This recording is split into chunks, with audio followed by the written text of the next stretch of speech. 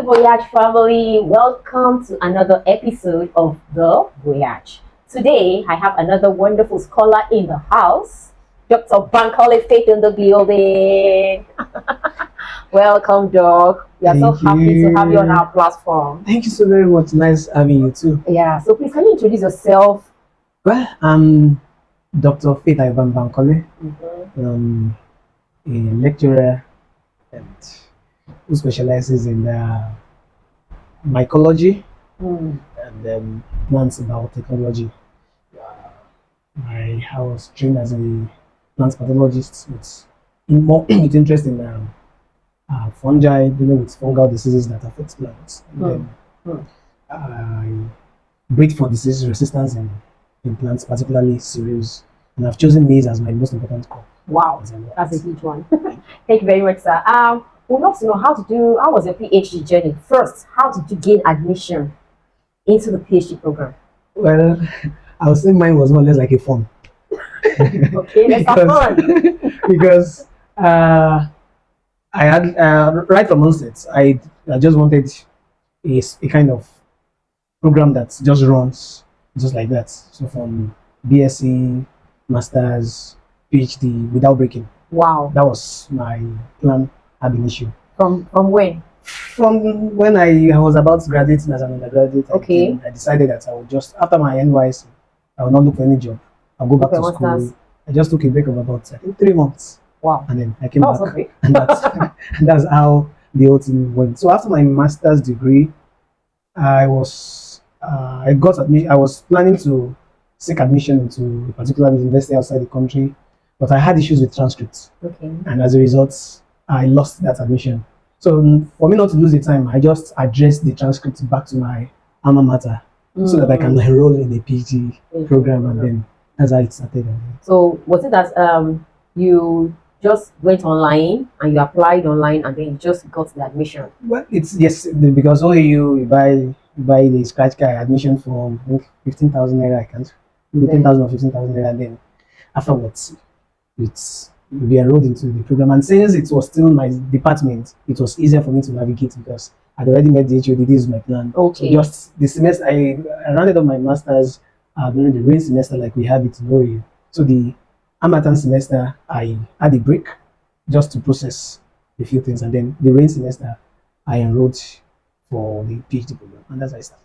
What motivated you to want to do your back to back BSc, Masters, PhD? I mean, what was the motivation? Because from onset, I just like reading. Oh my god, you're a reader. So probably because I like reading from onset. So okay, it's just about studying and just studying. So, and I just didn't want to have a break. I just want everything to be back to back, and then I will know that I'm done with the whole thing, and then we can now start another life afterwards. Okay, so how was the PhD journey? It's one of the best experiences I have. Okay. And I've ever had. Wow. Yes, because like I said, I've been trained all along as a mycologist, and I've been doing some work on mycology, especially turning waste into wealth using fungi. That was what I've been doing. I did during my undergraduate. That's what I did also during my masters. But during the PhD, I had to switch totally. Yes, now going into core disease resistance, and then not just doing disease resistance now, just working on plant pathology, and I have to join the breeding team. So I've been a lab person all along, and now I have to switch totally from being in the lab to being in the field 100%. So it was an experience for me, but I'm happy because I've been able to go around so many aspects of mycology and applications of mycology to different aspects of life and improving crops, improving livelihood, and it's one of the best experiences. So how was the transition method from the lab to the field? Was there any challenges? Yes. And how did you cope? Because I mean, it will be challenging, right? It's actually a very big challenge, but maybe because over time, I find it easy to switch. I find it relatively easy to switch, and wherever I find myself, I get acclimatized almost immediately, and that's really helped me. And I had a lot of senior colleagues who were ahead, who were willing and ready to put me through, only if I showed inquisitiveness. Exactly. You were going to them to ask. Exactly. Because, and then I also had some technicians which I had to work with, which actually made me to bring myself so low humility to get everything I need to get from them. Because if I didn't learn it from them, it would be difficult for me to cope. So I was able to play both roles, work with the technicians to the least of all jobs that you can do, and then at the same time work with the senior colleagues and have a kind of part-to-part kind of thoughts and thinking and relating with diverse group of people, the high and the low.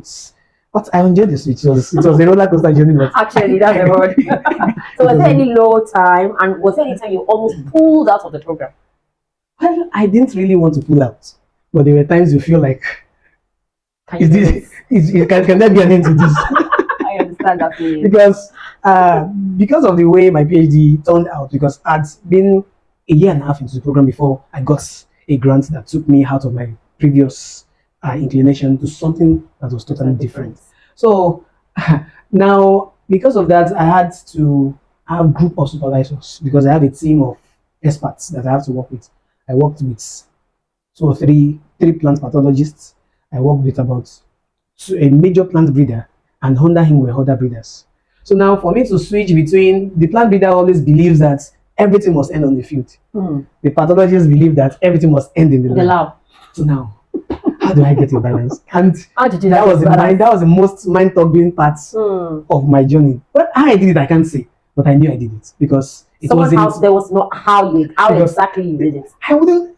Well, I would say because number one, let's say God was actually there to actually guide and to give the right wisdom that I needed at each point in time while I was traversing the journey, because it wasn't really easy. It's a word. Yes, I'm familiar with the pathology word, but the breeding word, I'm not. I love the course per se. I love genetics. I got good grades in genetics, but it wasn't a path that I chose. But now that I have to find myself right in the midst, I have to cope. So I just have to do everything, spend extra time on the field, spend extra time in the lab. Sometimes I would be in the field maybe for all day, and I will not go back home. I'll resume in the lab, and I will pass the night in the lab, and the following day I'll be on the field again. Wow. So it was a kind of journey that actually drew most of my strength, most of my time, most of everything that I had, but I was able to overcome. Looking the back challenge. now, do you think it was really worth it?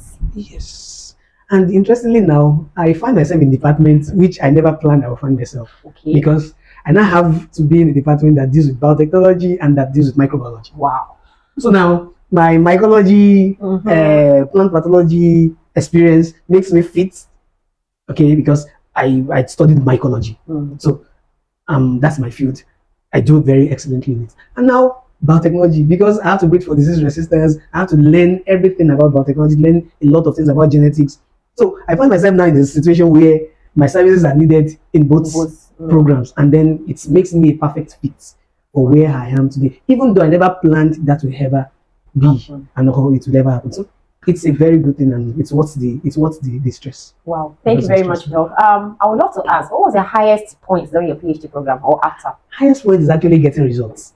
When you get to the field and then you can quickly see a resistant plant, you can see a susceptible plant, and you can make discrimination not just by hearsay or both, not by just, even if you close your eyes as like the blind, you can really see the difference, because you know that this is susceptible, this is resistant, and that's what I'm interested in. I need more resistant plants that I can use as sources of resistance and integrate that into others that are not resistant to that particular disease that I study. So seeing it on the field alone makes you happy, and ability, and in the long run we're able to develop some hybrids with resistance, so that when you get to the field and you see your plants, you are putting the pathogen on them, and yet they are standing and nothing is happening to them, and you can see others that are susceptible, and you put, and the thing goes, and then you know that, wow, I have achieved something. So it's something that is very pleasant. And interestingly, with the team I worked with, I have to marry two kinds of my plants and based genotypes, which most people will either focus on one and leave the other, or focus on the other and leave the first one. But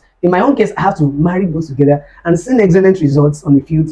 Beautiful. And besides that, also in the lab, working with pathogens, and you see pathogens having different features, similar organisms, but having different characteristics, having different virulence level, having been by their pathogenicity is different, and it makes you more curious, and you want to study more about what is the genetic undertone that So is actually. you don't understand. You are becoming scientific.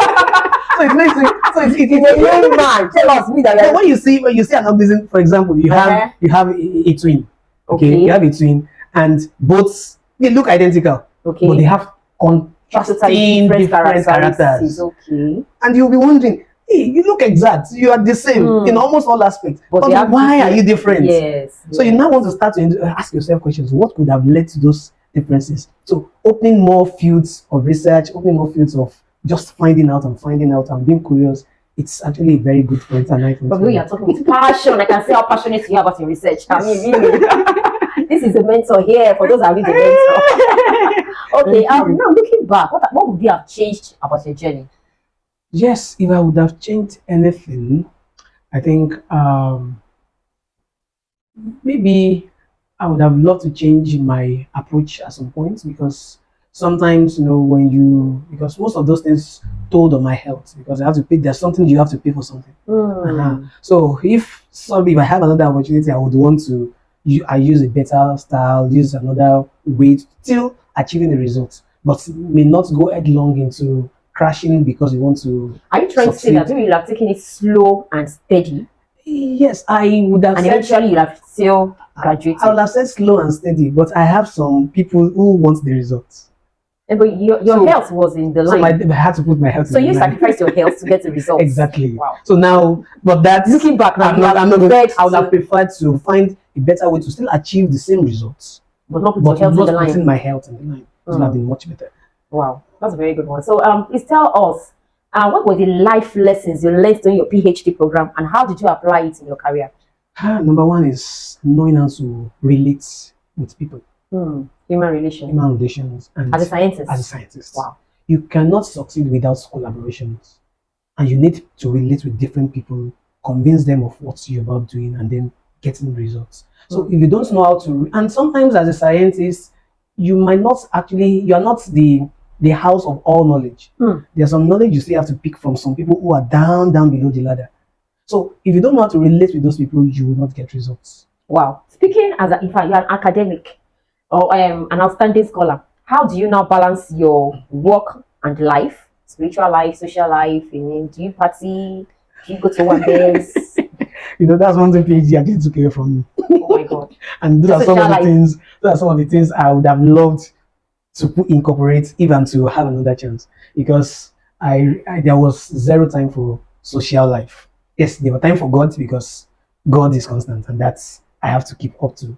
But going for parties, going for meetings, doing this, socializing, there was zero time. So let me get it straight. Your health was in line, your social life was zero. I mean, to get a PhD. And after the PhD, have you gotten back to your social life? Yes, much better now. Okay, so how did you not get back to the social life? Because now I've been able to strategize, put proper plans in place, and then, not that I am still fully into social activities, but I choose.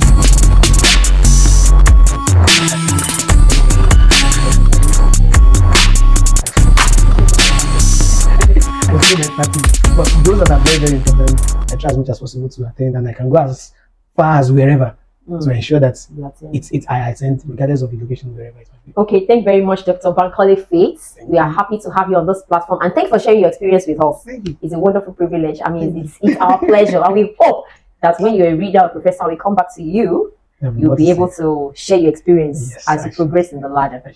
So thank you, the Voyage family, and please don't forget to like, to share, and follow us on this channel, as we are going to bring another outstanding scholar or even a PhD student in our next episode. Thank you. Bye for now.